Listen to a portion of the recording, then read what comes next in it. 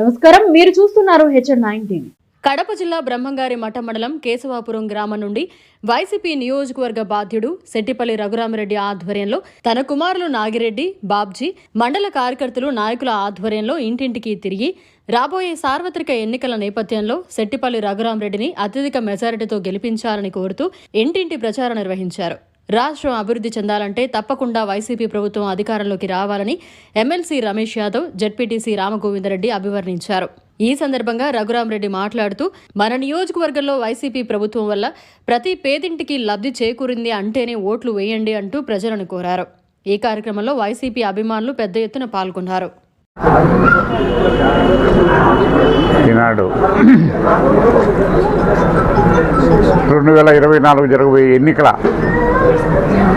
శంఖారావు పూరించేటందుకు సాంప్రదాయబద్ధంగా ఎప్పుడూ కూడా కేశవాపురం గ్రామం నుంచి నేను మొదలు పెడతా ఉంటాను. ఏ కార్యక్రమమైనా కూడా అదే కాదు, గడప గడపకు మన ప్రభుత్వం కార్యక్రమాన్ని కూడా దాదాపు 1.5 సంవత్సరం కిందట కేశవాపురం గ్రామం నుంచి స్టార్ట్ చేయడం జరిగింది. మరి అదే రకంగా మనం చూస్తున్నాం. ఈరోజు మొదలు పెడుతుంటే మరి నియోజకవర్గం మిగతా మండలాల నుంచి కానివ్వండి, బ్రహ్మంగారి మఠ మండలం కానివ్వండి, మరి మిత్రులు రమేష్ యాదవ్ గారు కానివ్వండి, మన జడ్పీ రామగోవిందరెడ్డి గారు, రెడ్డి వెంకటసుబ్బారెడ్డి గారు, ఎంపీ వివేనాయుడు గారు, మరి మనకు వచ్చినట్టు సర్పంచులు, ఎంపీటీసీలు, అభిమానులు ప్రతి ఒక్కరూ మరి ఈ కార్యక్రమాన్ని హాజరైనందుకు మరి ముఖ్యంగా విలేకరులందరికీ కూడా నా యొక్క ధన్యవాదాలు, కృతజ్ఞతలు తెలియజేస్తున్నాం. మరి మనం చూస్తున్నాం, మా పాలసీ ఒకటే, వైఎస్ఆర్ కాంగ్రెస్ పార్టీ అంటే ఒకటే, చెప్పింది చేస్తాం, చేసిందే చెప్తాం. మళ్ళీ ఎన్నికలు అబద్ధాలు చెప్పము, మాయమాటలు చెప్పము, చెప్పి మోసం చేయము. అది మా పాలసీ. మరి 2019 ఎన్నికలప్పుడు ఏం చెప్పామో చూచా తప్పకుండా నెరవేర్చినము, మేము నెరవేర్చినము అని ధైర్యంగా ఇంటింటికి వెళ్ళి చెప్తున్నా.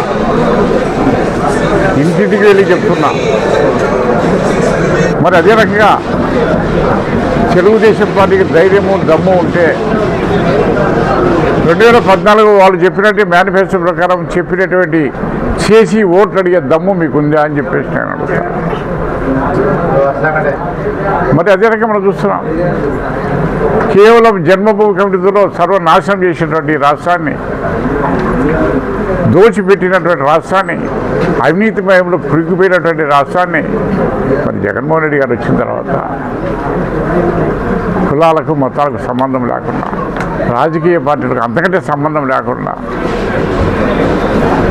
ఎంత నిజాయితీతో, ఎక్కడే కానీ లంచానికి అవకాశం లేకుండా దాదాపు 2,65,000 కోట్ల రూపాయలు సంక్షేమానికి అందించిన ఘనత జగన్మోహన్ రెడ్డి.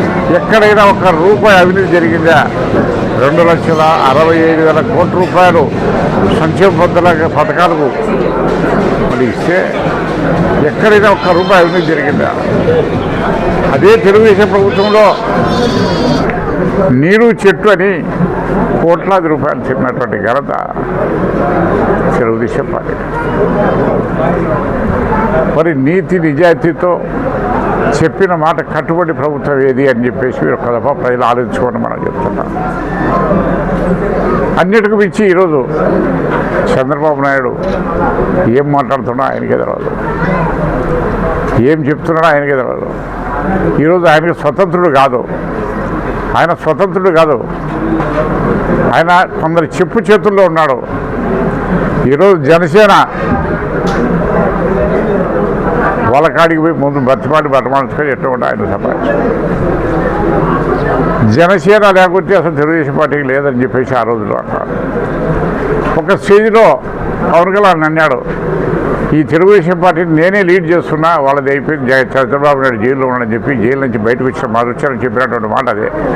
తెలుగుదేశం పార్టీని నేనే లీడ్ చేస్తున్నా అన్నాడు. అంతటితో ఆగలే, వాళ్ళిద్దరికీ సార్లే ధైర్యం దల్ల, క్యాండిడేట్స్ దొరకలే, ఇబ్బందులు పడ్డారు.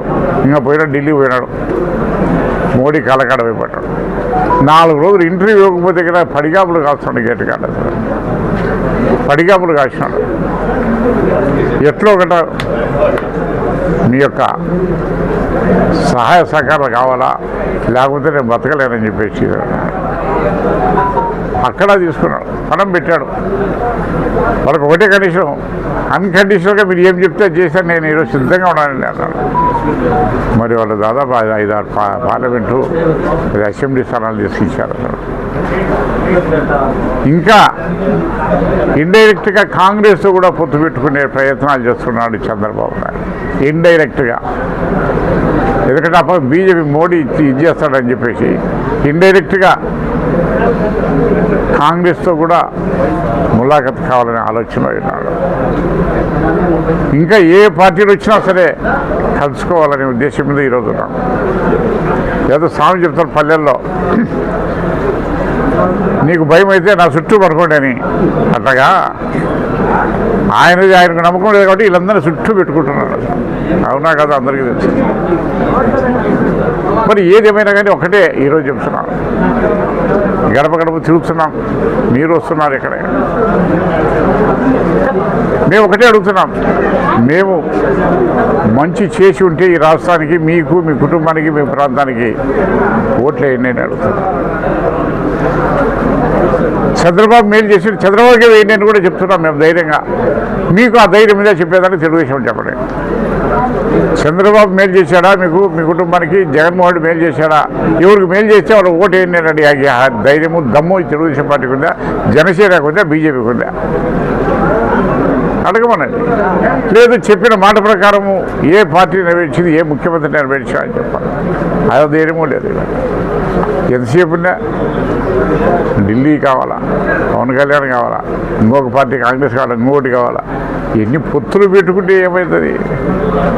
ఈరోజు జగన్మోహన్ ఒకటే చెప్తున్నాడు, నేను ఏకాకి ఒంటరిగానే పోటీ చేస్తా, నాకు ఏ పొత్తు అవసరం లేదు, నా పొత్తంతా ప్రజలతోనే అంటే జాలి చెప్తున్నాడు. నేను మేలు చేసిందే నాకు ఆశీర్వదించలేదు, నాకు ఏ పొత్తులు ప్రజలతోనే నా పొత్తు.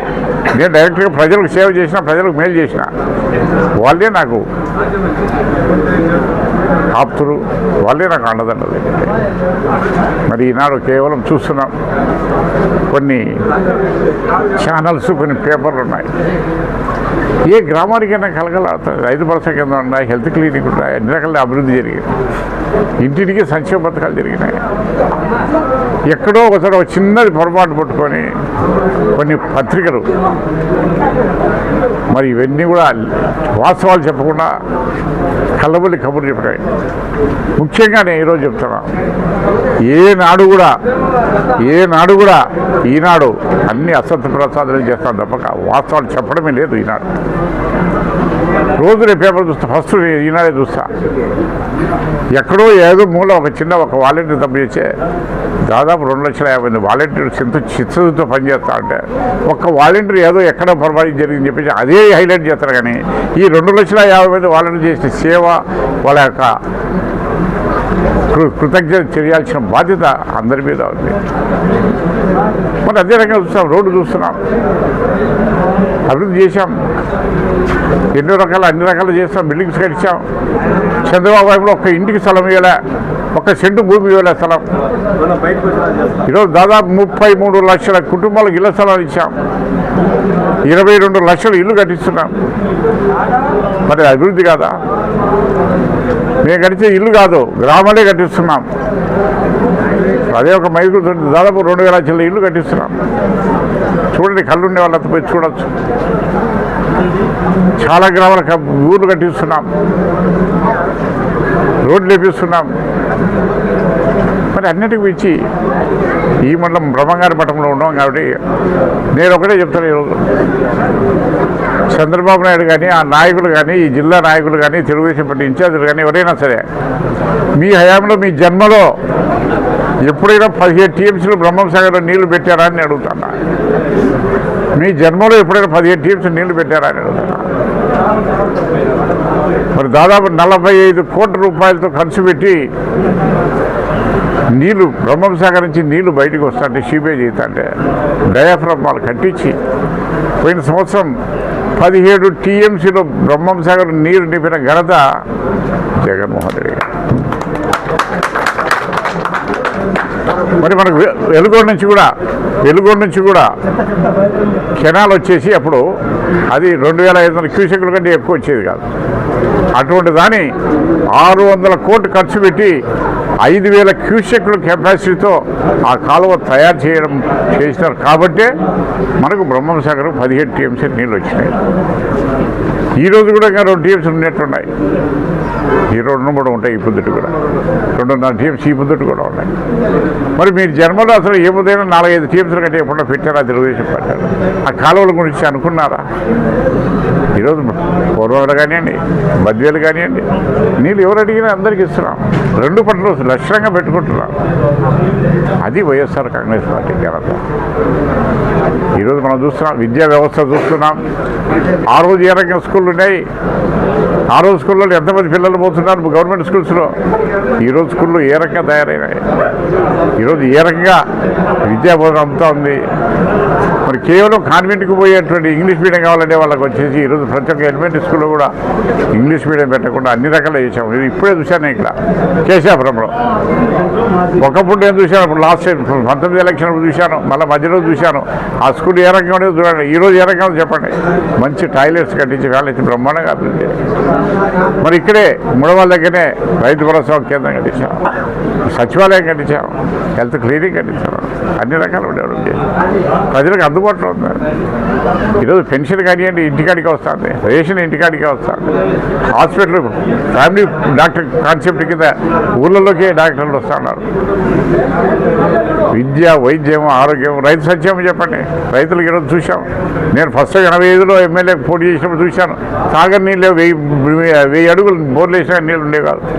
ఇప్పుడు ఎక్కడే కానీ మండలంలో తాగునీటి సమస్య ఏ గ్రామంలో అయినా వచ్చిందా? సాగునీరుకి వచ్చిందా? అది ఘనత. మరి ఈరోజు మనం చూస్తున్నాం, ప్రజలు బ్రహ్మాండంగా ఆదరిస్తూ ఉన్నారు. మమ్మల్ని అన్ని రకాల గౌరవిస్తూ ఉన్నారు. ఒక ఆమెను అడిగారు, ఏమ్మా ఎవరికి ఓటేస్తా? ఆయన 5 సంవత్సరాలు ఆయన రుణం తీసుకున్నాం, ఆ రుణం తీర్చాలి కదా, నేను తీర్చుకోతే నేను మనిషినేనా అంటారు. అంటే అంత బాగా చెప్తాను. 5 సంవత్సరాలు 1 లక్ష రూపాయలు నేను ఆయనతోటి బాగుపడ్డా. ఆయన రుణం తీర్చుకునే సమయం వచ్చింది. ఇప్పుడు ఆ రుణం తీర్చుకునే సమయం ఈరోజు వచ్చింది, నాకు అవకాశం వచ్చింది, నేను చేస్తానంటాను. మరి అదే రకంగా ఇంకొక ఇంటి కదా రైతు భరోసా ద్వారా నాకు ఉండేదంతా ఎకరన్నరే. రైతు భరోసా ద్వారా నేను చాలా పండించుకుంటున్నాను. ఏదో అప్పులు చేయకుండా బయట చేస్తున్నాను. మరి పొదుపు సంఘాలు ఉన్నాయి మహిళలు. దాదాపు మన కాన్స్టిట్యూన్సీ 42,000 మందికి ఈ యొక్క ఆసరా కింద డబ్బు వేసాం. మొత్తం రాష్ట్రంలో దాదాపు 26,500 కోట్ల రూపాయల ఆసరా కింద డ్వాక్రా గ్రూపులో వేయడం జరిగింది. మరి ఈ రకంగా పోతే ఎన్నో చేసుకుంటూ పోతున్నాం. మరి ఈరోజు ప్రజల భాగస్వామ్యమే,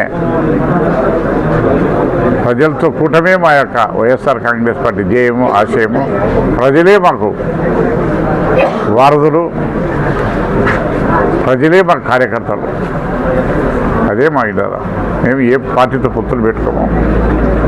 పొత్తులు ఉండే పార్టీలన్నీ చిత్తైపోయినాయి. రేపు కూడా 24 ఎన్నికల తర్వాత జరగబోయేది అదే. తెలుగుదేశం పార్టీకి లాస్ట్ ఇది ఎలక్షన్. ఇంకా కండిషన్ వెతికినా ఒకవేళ తెలుగుదేశం పార్టీ బీజేపీలో మెర్జ్ ఏమైనా చేసేదానికి చంద్రబాబు సిద్ధంగా ఉంటాడేమో అనిపిస్తుంది నాకు అనిపిస్తుంది. అది బహుశా 24 తర్వాత అదే జరగబోతుందేమని నేను అనుకుంటున్నా. మరిన్ని అప్డేట్స్ కోసం మన HN9 టీవీ ఛానల్ని సబ్స్క్రైబ్ చేసుకోండి.